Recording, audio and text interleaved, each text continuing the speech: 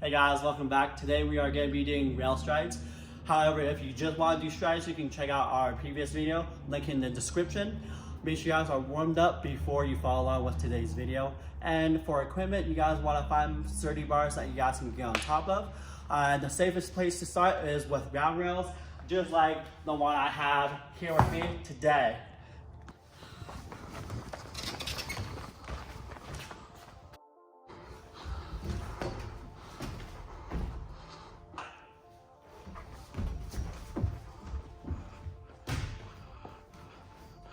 The first step to getting good at rail strides is having great balance moving along the bars.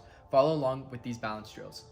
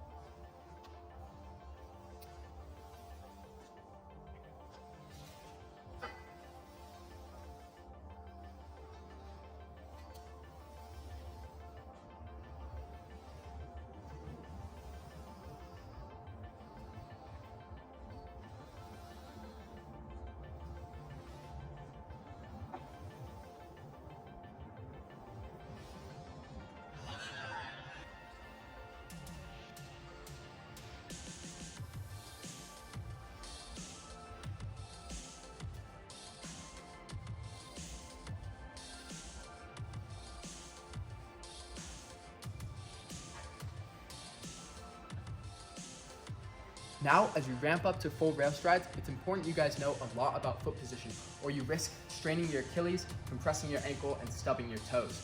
First off, we want to stay on the ball of our foot, but it's better to be closer to our arch rather than closer to our toes to avoid toe slips, which are our worst falling scenario.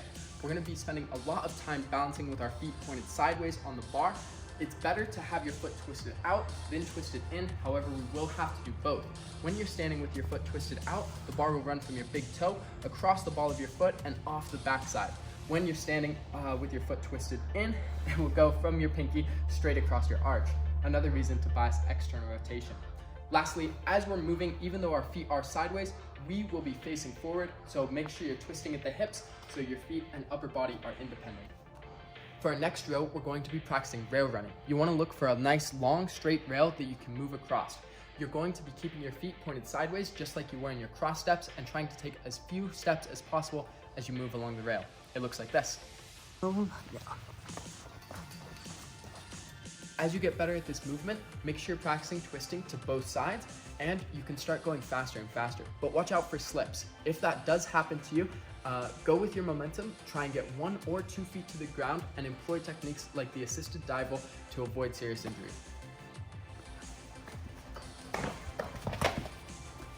Another cool feature of rail running is this is the same technique you'll use to perform ledge runs like this. Move some of your bars close to a wall and practice keeping your body twisted as you take multiple steps in a row to cross the distance. To move from bar to bar, you guys are going to use rail skips, where you have 2 quick steps on one bar and a hop to the next one.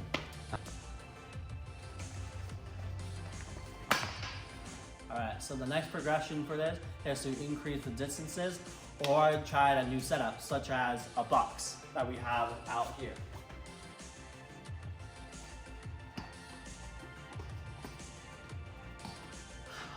We have 2 challenges for you guys. The first challenge here is going to be called a ghost step, which is landing and taking off on the same leg. Super helpful for zigzag bars, which looks something like this.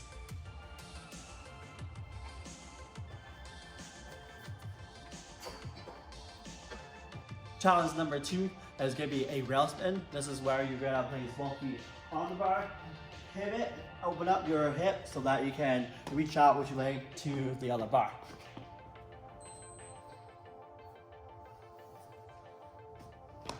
Now onto full rail strides. Make sure you keep control of your ankle, pressing into the bar like you would on a calf raise so that you don't overcompress or strain your Achilles. Create a pattern like this, a ladder of bars going forward, and I'll show you how to make it across. This is a great setup for learning rail strides because the side-to-side motion allows you to correct your balance, increase the distance between the bars, or practice using longer bars before you move on to the next step. Moving on from the ladder formation, you guys will create a series of parallel bars like this. By now, your nervous system should be primed and your feet are used to landing on the bars, but you still need to keep your ankles strong and avoid slips. Keep the bars close at first, and we'll make our way across. As you're practicing, slowly increase the distance between your bars, making sure that you watch your feet and have a solid foot position before you jump to the next bar. Our arms will be off to the side, waving side to side.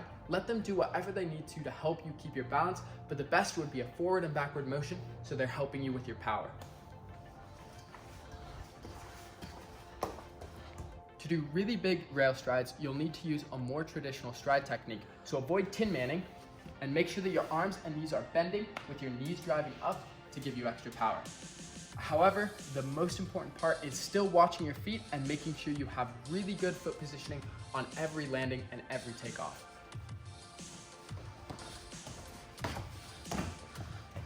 To start taking your rail strides up high, repeat the previous steps and practice your balance drills at the new height. First walking, then practice your lunges and your cross steps to get used to the new rail.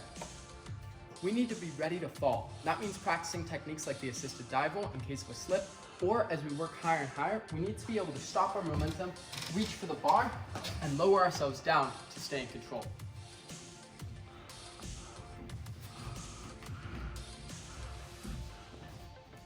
Another key ingredient to practicing rail strides at height is using the environment around you to protect yourself from poor foot placement. Let's say I was trying a rail stride challenge where I came across this bar and was reaching for a cat leap on the carbon. If I made a mistake and needed to slow myself down or keep myself from falling, I could grab onto this bar or any of the ones around it to do just that.